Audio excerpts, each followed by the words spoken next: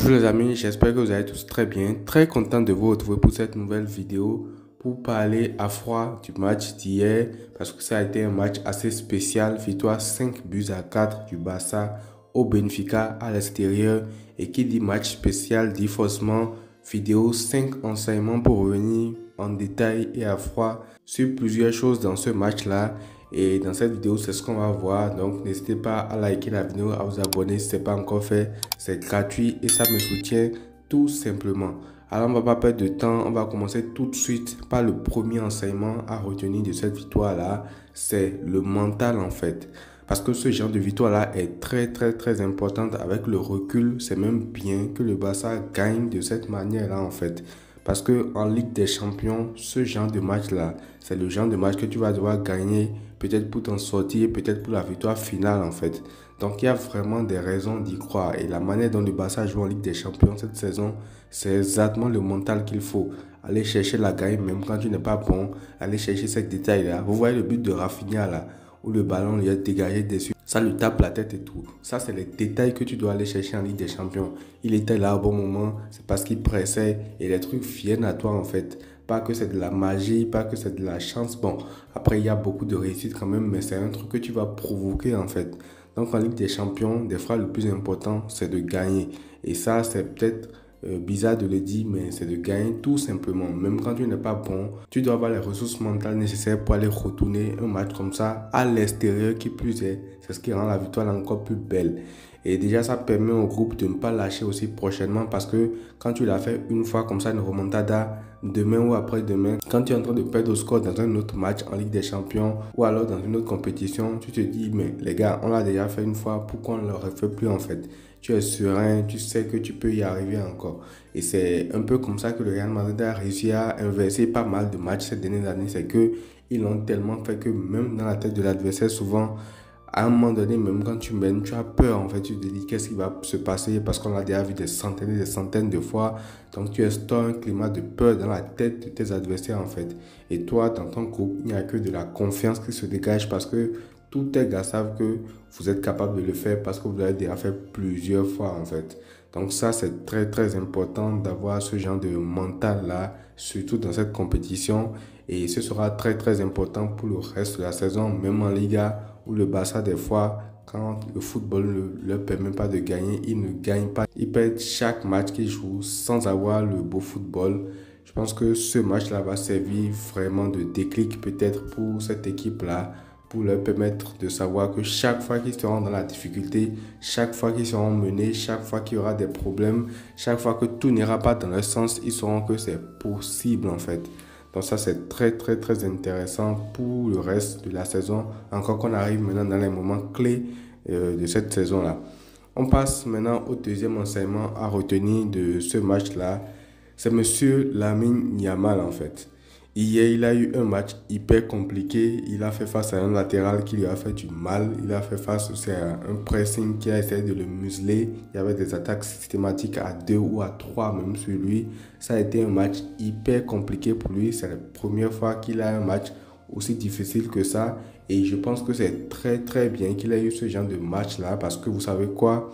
Quand un jeune progresse à la vitesse de la lumière comme ça et qu'il n'y a pas souvent un match comme ça pour lui rappeler que, tu n'es pas encore arrivé, il y a encore des gens qui peuvent te museler et tout. À un moment donné, il va arriver à un plafond de verre où il n'évolue plus en fait parce que tout lui réussit.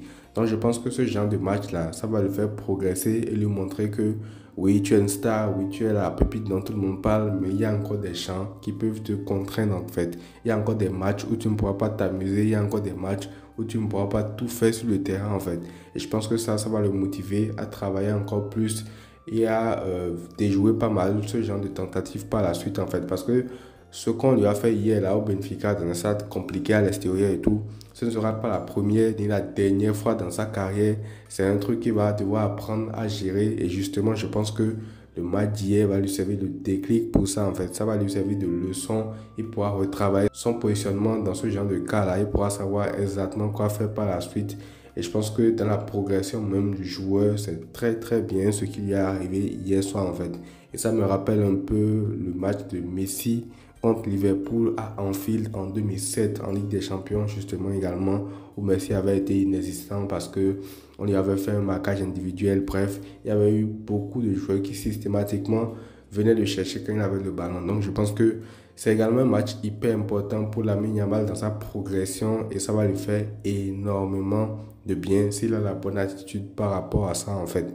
On passe maintenant au prochain point à retenir de ce match-là. Ça concerne la défense et ça concerne malheureusement Monsieur Araujo en fait, parce que je trouve que depuis son retour, enfin pas depuis son retour, mais sur le match d'hier quand même, tu sens qu'il n'y a pas d'équilibre défensif. Comme je l'ai dit dans le débrief, à chaque offensive du Benfica, tu sens qu'il peut y avoir possiblement but en fait.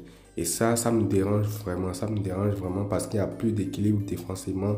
Et même quand on laisse le côté collectif, Araujo, je le trouve beaucoup moins serein qu'avant. Dans les interceptions, dans les contacts et tout, je le trouve beaucoup moins serein qu'avant.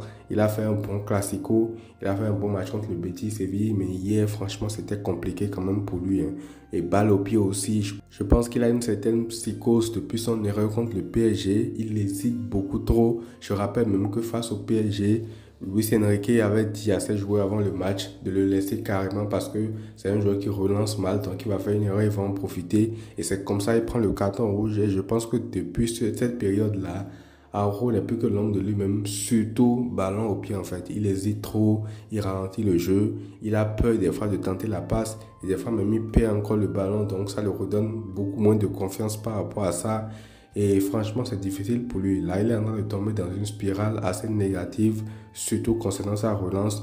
Et pratiquement dans toutes les équipes, plus personne ne le presse en fait. Tout le monde utilise le modèle PSG, plus personne ne le presse, tout le monde l'attend. Il n'y a que Koubassi sur qui les gens vont mettre la pression parce qu'ils savent que à tout moment, Araujo va faire des erreurs, que tu le presses ou pas en fait, parce qu'il a des lacunes dans la relance. Donc je pense que c'est des séquelles de ce qui s'est passé contre le PSG. Et même quand il est là, c'est difficile pour Koubassi de relancer aussi parce que bon, il reste un très bon relanceur, hein, mais sur son pied gauche, souvent c'est un peu compliqué, même si bon, il est super habile de ce pied-là. Donc j'espère que le retour de Christensen se fera très très bientôt. De toute façon, il est déjà en train de revenir progressivement. Donc j'espère que ça va se faire bientôt pour qu'on voit un peu ce que la charnière là donne avec Christensen également parce que là, ça devient très très difficile. Et c'est pas du tout le moment en fait, c'est pas du tout le moment. J'espère que Inigo aussi sera de retour bientôt au niveau auquel il était depuis le début de saison parce que c'est beaucoup plus complémentaire avec un Koubassi en fait. Mais bon, j'attends de voir quand même comment ça va se passer avec Araujo. Alors on passe maintenant au quatrième enseignement à retenir de ce match-là.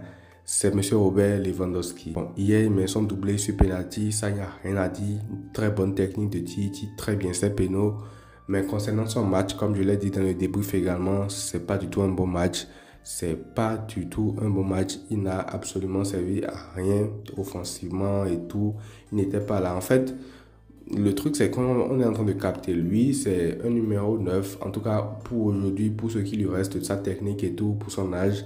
C'est en fait un numéro 9 qui a besoin d'un 10 à la dernière minute derrière lui. Quand il n'a pas un 10 comme ça, à la dernière minute derrière lui, il est obligé de décrocher, il est obligé d'aller chercher les ballons, de dézonner et tout. Et techniquement, on sent que c'est pas son fort dans les déviations. Certes, par moment dans les grands matchs, peut-être contre Real Madrid et tout, il va s'appliquer un peu plus, il va réussir. Mais la plupart du temps, quand même, techniquement, c'est très très limité en fait. Et tu sens qu'il est à son plein potentiel quand il a un Daniel Mondis derrière lui qui lui permet maintenant de rester dans la surface, d'attendre les ballons et de finir.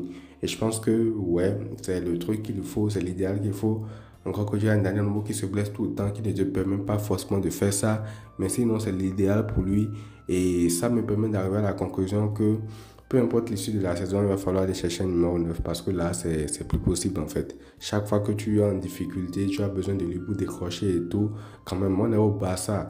Daniel Mo n'est pas censé être là tout le temps. Gavi fait ce qu'il peut au milieu du terrain. Donc tu es censé quand même avoir un 9 qui, dans les décrochages, peut quand même fluidifier le jeu, peut jouer avec ses coéquipiers, peut faire progresser le jeu. Mais lui, c'est pas du tout possible en fait. Beaucoup de passes ratées, beaucoup de pertes de balles, beaucoup de touches de balles où déjà tu sens qu'il ne peut pas garder le ballon, où il ralentit le jeu. Donc franchement, c'est pas possible. Mais bon, c'est juste le système qui le demande. Une fois que Daniel Mo sera de retour, qu'il se concentre sur ce qu'il sait faire de mieux parce qu'on ne va pas être ingrat aussi.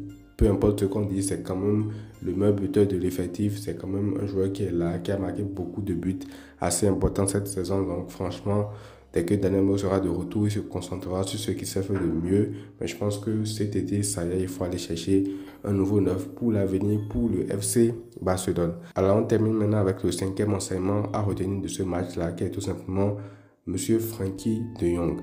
Alors, autant de Jong, depuis son retour, quand il n'est pas bon, on le dit, autant ce serait de la mauvaise foi que de ne pas dire que hier, il a fait une rentrée très intéressante.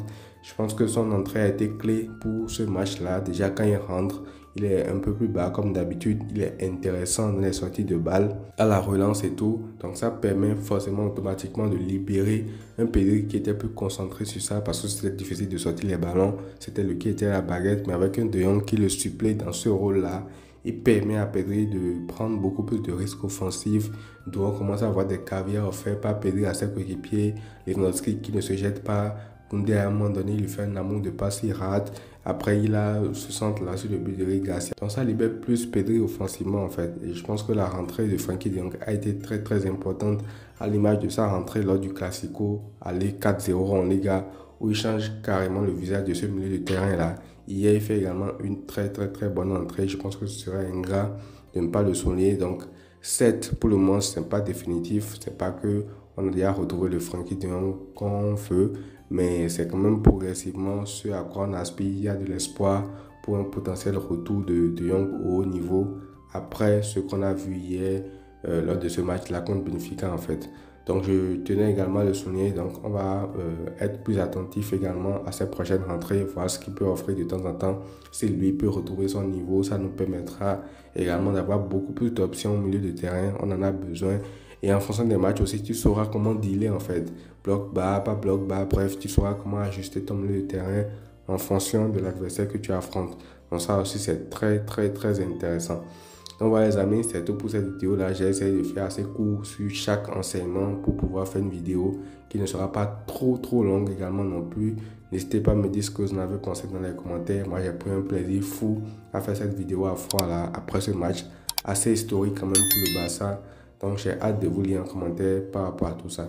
Prenez tout soin de vous les amis et à très vite.